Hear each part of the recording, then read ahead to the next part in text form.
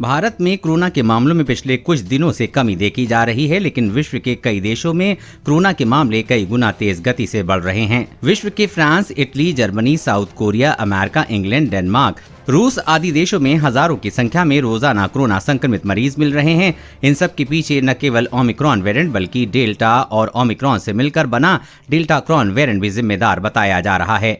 हालांकि विश्व में चारों ओर कोरोना के बढ़ते प्रकोप के बावजूद स्वास्थ्य विशेषज्ञों का कहना है कि फिलहाल भारत के लिए डरने की कोई बात नहीं है, लेकिन अगर चीन में कोरोना के मामले बढ़ते हैं तो भारत के लिए चिंताजनक स्थिति पैदा हो सकती है।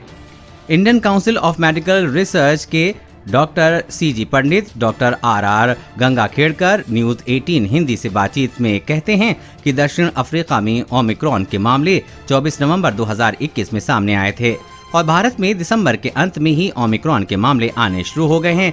ऐसे भारत में कोविड की तीसरी लहर कहा गया है।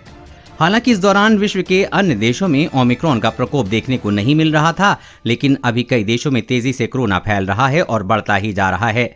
लिहाजा ये कहा जा सकता है कि बाकी देशों में ओमिक्रॉन का सर्ज हमारे देश के बाद में दिखाई दिया है। चूंकि विश्व में इस समय जो कोरोना केस आ रहे हैं वो ओमिक्रॉन के वेरिएंट BA.2 के आ रहे हैं। ये वेरिएंट भारत में तीसरी लहर में संक्रमण फैला चुका है। ऐसे में भारत में ये वेरिएंट पहले ही अपना काम कर चुका है और ज्यादातर संख्या को अपनी गिरफ्त में ले चुका है। लिहाजा अब इससे नुकसान होगा ऐसी संभावना नजर नहीं आ रही है। डॉक्टर गंगाखेड़कर कहते हैं कि ये कहा जा सकता है कि जब तक विश्व में संक्रमण का मुख्य वायरस BA.2 वेरिएंट है तब तक भारत के लोगों को डरने की जरूरत नहीं है। इसकी कई वजह हैं। भारत में वैक्सीन का कवरेज भी काफी अच्छा है। इसके अलावा बहुतायत में लोगों को पहले ही ओमिक्रॉन हो चुका है।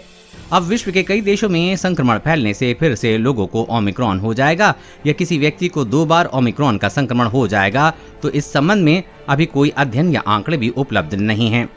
जहां तक मनुष्य की रोग प्रतिरोधक शक्ति का सवाल है तो ऐसा देखा भी नहीं गया है कि अगर एक वेरिएंट प्रभावित कर चुका है तो वही वेरिएंट फिर से शरीर में पहुंचकर नुकसान पहुंचाए, क्योंकि यहाँ रोग प्रतिरोधक शक्ति काम करती है और वायरस को आने से रोकती है। कोरोना को लेकर यह है खतरा। डॉक्टर गंगाखेड़कर कहते हैं कि सबसे बड़ा सवाल है कि विश्व के बाकी देशों में कोरोना के तेजी से बढ़ते केसेस से भारत को डरने की जरूरत है या नहीं। तो यहाँ ध्यान देने वाली बात है कि इस विषाणु का जब रेप्लिकेशन होता है तो कमियों की वजह से म्यूटेशन होते हैं। ये वायरस जितनी ज्यादा बार म्यूटेट करेगा उतनी ही ज्यादा म्यूटेशन बनने की संभावना पैदा हो जाती है। आमतौर पर देखें तो ये वायरस 15 दिन एक मनुष्य के शरीर में रहता है। इन दिनों में कोई भी वायरस कितने बार आखिर म्यूटेट होने की कोशिश करेगा। इतनी छोटी अवधि में शरीर के अंदर रहने पर बहुत कम म्यूटेशन होने की संभावना है। अगर कोई वायरस ज्यादा दिन तक शरीर में रहता है तो उससे म्यूटेशन का खतरा उतना ही ज्यादा बढ़ जाता है। गौरतलब है कि जिस जगह या जिस देश में असुरक्षित जनसंख्या ज्यादा है और जिस जनसंख्या के ज्यादा से ज्यादा वायरस की चपेट में आने की संभावना रहती है, वहाँ वायरस की म्यूटेशन का खतरा उतना ही ज्यादा बढ़ जाता है और नए वेरिएंट आने की आशंका पैदा हो जाती है। मान लीजिए किसी देश में 2 करोड़ लोग हैं और ये वायरस उन लोगों के शरीर में गया, कहीं पर 50 करोड़ लोग हैं और उनके शरीर में गया, तो जहां जनसंख्या ज्यादा है वहां वायरस की म्यूटेशन ज्यादा होने की संभावना है बजाय कम जनसंख्या के।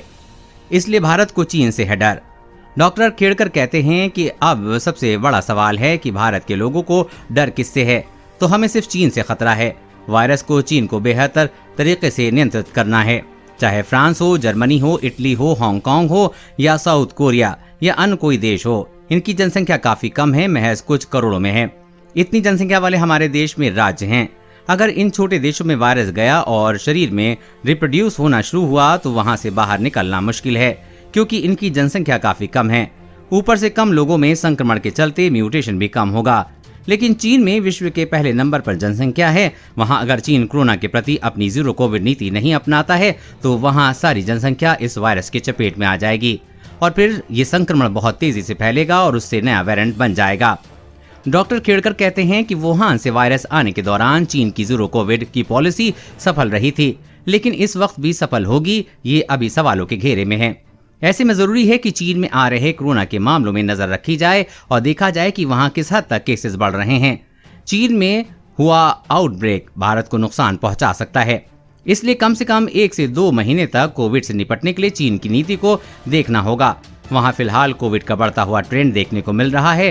100-200 से शुरू होकर मामले 5000 रोजाना या इससे भी ऊपर पहुंच चुके हैं।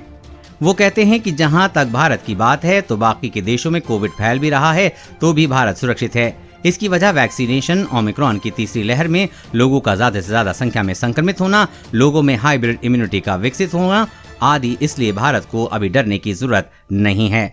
कोरोना वायरस और कोरोना वैक्सीन से जुड़ी हर अपडेट पाने के लिए चैनल को सब्सक्राइब करें।